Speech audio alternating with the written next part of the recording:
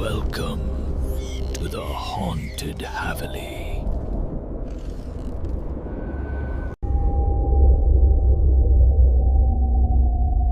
शिवनगढ़, एक ऐसा नाम जो अब सिर्फ बर्फीली ठंड और गरीबी का पर्याय बन चुका था। ये पौष मास की अमावस की रात थी, वर्ष की सबसे काली रात। अमावस्या ने आकाश से सारी रोशनी खींच ली थी और ठंड ने धरती से सारा जीवन। रात के 9 बजे थे, लेकिन वातावरण ऐसा था मानो आधी रात बीत चुकी हो। इस कड़ाके की ठंड में गांव के बाहरी छोर पर रामू की झोपड़ी में जीवन और मृत्यु के बीच एक बारीक रेखा खिंची हुई थी।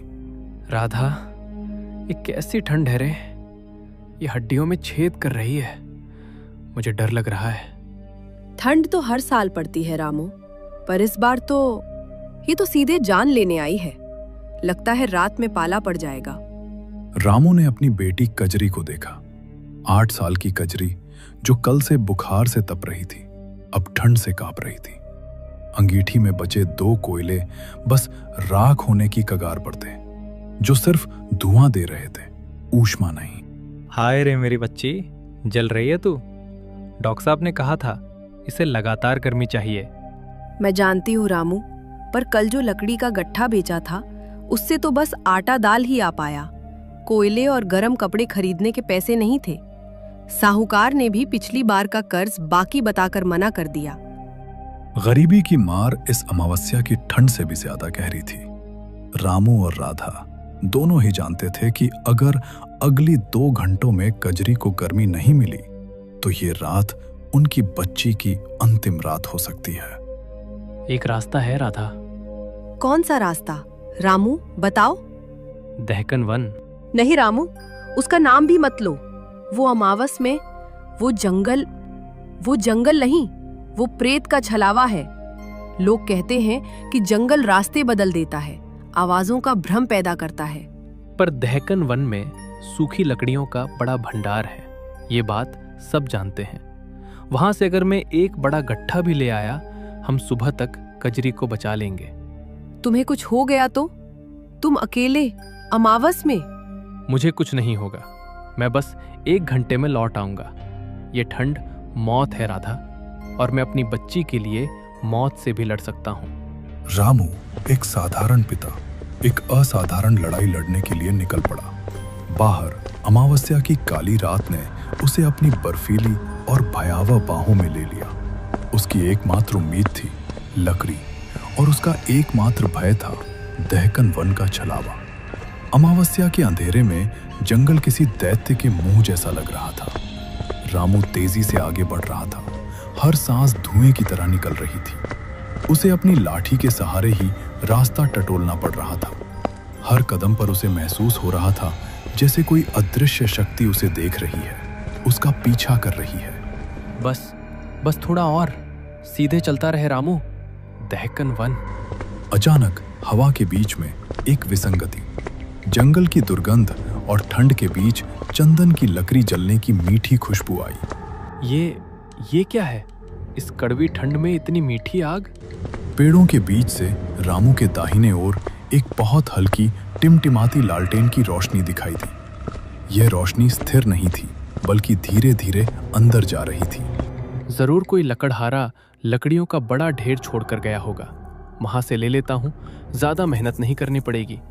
रामू ने अपने रास्ते से मुड़कर उस आरामदायक खुशबू और रोशनी का पीछा करना शुरू कर दिया। यहीं से दहकन वन का छलावा शुरू हुआ। अचानक खुशबू और रोशनी गायब हो गई। कहाँ गया? अभी तो यहीं था। कौन था वो? अब रामू के बाएं ओर थोड़ी दूर पर वही लालटेन की रोशनी फिर से दिखाई दी, लेकिन इस बार वह स्थिर थी। ये क्या मजाक है?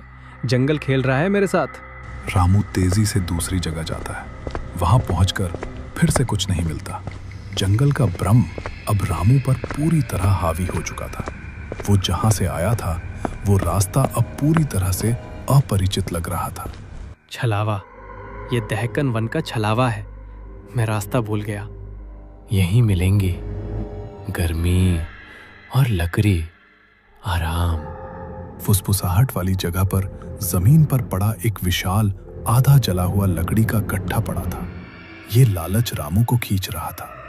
इतना तो पूरे गांव को बेच सकता हूं। रामू गट्ठे को छूने के लिए झुका। जैसे ही उसने गट्ठे को स्पर्श किया, उसे तेज बिजली का झटका लगा। रामू पीछे हट गया और चीख पड़ा। गट्ठे के ऊपर से काली धुएंधार परछाई उठी। ये साक्षात अमावस्या का अंधेरा था। गर्मी अच्छी है, मेरे पास आओ। दूर हटो, कौन हो तुम? मैं तुम्हारी गर्मी नहीं चाहता। बेटी, उसे गर्मी चाहिए? मैं हूं गर्मी जो कभी नहीं बुझती। परछाई तेजी से हवा में फैलती है और रामू के पैरों को छूती है। रामू को अपने पैरों में बर्फीले स्पर्श का दर्द महसूस होता है। नहीं। रामू उस भयावह जगह से भाग निकला। दिशाहीन होकर जंगल के अंदरूनी हिस्सों की ओर दौड़ पड़ा। रामू लालटेन के धोखे और काली परछाई के बर्फीले स्पर्श से भागकर अब दहकन वन के एक ऐसे हिस्से में पहुंच गया था जहां पेड़ इतने सघन थे कि अमावस का अंधेरा भी हल्का जान पड़ता था। उसका शरीर कांप रहा था और उसका दिमाग भ्रमित था। भाग रामू, यहाँ से भाग। ये जंगल जान ले लेगा। ये सिर्फ लकड़ियों का ढेर नहीं है। तभी भागते भागते रामू ने अपने आगे पेड़ों के बीच एक अजीब सी जगह देखी। वो जगह जंगल के बाकी हिस्सों से बिल्कुल अलग थी। वहां ना तो भयानक ठंड थी और ना ही हवा का कर्कश शोर। वो एक खुला मैदान था जहां दर्जनों पत्थरों के ढेर लगे थे। इन पत्थरों के बीच अजीबोगरीब आकृतियां बनी हुई थी जो किसी प्राचीन भूली हुई सभ्यता के खंडहर लग रहे थे। और उन पत्थरों के बीच से रामू को अनेक आवाजें सुनाई दी। ये क्या है? इतनी रात को यहाँ कौन? वो धीमे कदमों से आगे बढ़ा। जैसे ही उसने मैदान में प्रवेश किया, उसे अपनी आंखों पर विश्वास नहीं हुआ। पत्थर के ढेरों के बीच हल्की चांदनी, जो अमावस्या में संभव नहीं थी, पड़ रही थी और उस रोशनी में कुछ लोग दिखाई दे रहे थे। वे अजीब तरह के कपड़े पहने हुए थे, पुराने, फटे हुए और गंदे। वे आपस में फुसफुसा रहे थे और पत्थरों पर रखी कुछ सूखी लकड़ियों और पुरानी चीजों का लेन देन कर रहे थे। ऐसा लग रहा था मानो ये जंगल के बीचों बीच लगा कोई मायावी गुप्त बाजार हो। लकड़ी, इतनी सारी सूखी लकड़ी। मैं एक गट्ठा मांग लूंगा या खरीद लूंगा। रामू ने हिम्मत जुटाई और एक बूढ़े व्यक्ति की ओर बढ़ा जो अपने पास लकड़ियों का एक बड़ा गट्ठा रखे था। माफ करना, क्या तुम ये लकड़ी बेच रहे हो? मुझे बहुत जरूरत है। मेरी बेटी। नहीं, हम बदल रहे हैं। बदल रहे हैं? किसके बदले? पैसे? मेरे पास अभी ज्यादा पैसे नहीं है, पर सुबह दे दूंगा। पैसे? यहां पैसों का कोई मोल नहीं यात्री। यहां चीजें गर्मी के बदले बदली जाती हैं। गर्मी? हाँ, गर्मी। तुम्हारी शरीर की गर्मी, तुम्हारी यादों की गर्मी, तुम्हारी खुशियों की गर्मी। रामू को उस व्यक्ति की बात समझ नहीं आई, लेकिन तभी उसने देखा कि पास खड़े एक युवक ने लकड़ियों के एक छोटे से गट्ठे के बदले अपनी गर्म शॉल उतारकर बूढ़े को दे दी। ले लो, ये मेरी माँ की शॉल है।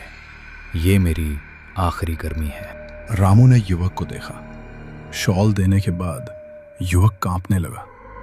उसके चेहरे पर एक अजीब सी उदासी और खालीपन छा गया। ऐसा लगा जैसे उसके शरीर से केवल शॉल ही नहीं, बल्कि जीवन की ऊष्मा भी चली गई हो। नहीं, ये क्या है? तुम लोग अपनी गर्मी क्यों दे रहे हो?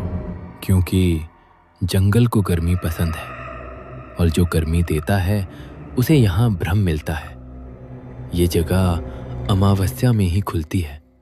यहाँ आने वाले यात्री जो लकड़ी की गर्मी चाहते हैं, उन्हें पहले अपनी गर्मी देनी पड़ती है। अब तुम बताओ यात्री, तुम्हारी बेटी को गर्मी चाहिए? तुम्हारे पास क्या है? कोई कीमती याद, कोई अटूट रिश्ता, या तुम्हारी आत्मा की आधी ऊष्मा? रामू को अचानक याद आया राधा की चिंता, कजरी का चेहरा और जंगल की काली परछाई। यह बाजार कोई सहारा नहीं बल्कि छलावा का दूसरा रूप था। यह उसकी भावनाओं को छीनकर उसे लकड़ी देना चाहता था ताकि वो भावनात्मक रूप से खाली हो जाए और ठंड के लिए आसान शिकार बन जाए। तुम लोग प्रेत हो, तुम छलावा हो। मैं अपनी बेटी के लिए गर्मी चाहता हूं, अपनी यादों के बदले नहीं। गर्मी नहीं दोगे तो फिर तुम अपने रास्ते का भ्रम ले जाओगे। तुम यहीं भटकते रहोगे जब तक तुम्हारी सारी ऊष्मा जंगल को ना मिल जाए। जैसे ही बूढ़े ने ये कहा, उस मैदान की चांदनी तुरंत गायब हो गई। बाजार की सारी आवाजें बंद हो गई। पत्थर के ढेर पहले से कहीं ज्यादा ठंडे और विशालकाय लग रहे थे, और उन पत्थरों के बीच से वही ठंडी धुएंधार परछाई फिर से रामू की ओर बढ़ने लगी। गर्मी चाहिए। अब तुम मुझे अपनी गर्मी दोगे? मैं नहीं दूंगा। मेरी गर्मी मेरी बेटी के लिए है। रामू ने पीछे मुड़कर देखा। जो युवक अपनी शॉल दे चुका था वो अब वहीं जमीन पर एक जमे हुए पुतले की तरह पड़ा था। उसके चेहरे पर कोई भाव नहीं था। रामू को एहसास हुआ यह जंगल उसे भावनात्मक रूप से मारना चाहता था। मुझे भागना होगा उस निशान की तरफ। रामू ने वहां से भागना शुरू कर दिया। इस बार वो छलावा से नहीं, बल्कि अपनी सबसे कीमती चीज, अपनी यादों की गर्मी को बचाने के लिए भाग रहा था। रामू बेतहाशा भाग रहा था। उसके पैर सुन्न होते जा रहे थे। डर ने उसे आगे बढ़ने पर मजबूर किया, लेकिन जंगल की आत्मा उसे भटकाकर मार डालना चाहती थी। भागते हुए दूर से हवा में उसे राधा की आवाज सुनाई दी, एक परिचित लेकिन भयानक रूप से विकृत आवाज। रामू, कहाँ हो? जल्दी आओ, कजरी बेहोश हो रही है। राधा, तुम क्यों आई जंगल में? मैं आ रहा हूं। रामू आवाज की दिशा में मुड़कर भागता है। उसकी गति अब बहुत धीमी हो चुकी है। वो एक सूखे तालाब के किनारे पहुंचा, जिसकी सतह बर्फ से ढकी थी। तालाब के ठीक बीच में बर्फ के ऊपर से कजरी के रोने की आवाज आई। ये आवाज उसके हृदय को चीर रही थी। बाबू, बाबू, ठंड लग रही है, मेरे पास कोई नहीं है, बचाओ। मेरी बच्ची, मैं आ रहा हूं। रामू बर्फ पर पैर रखने वाला था।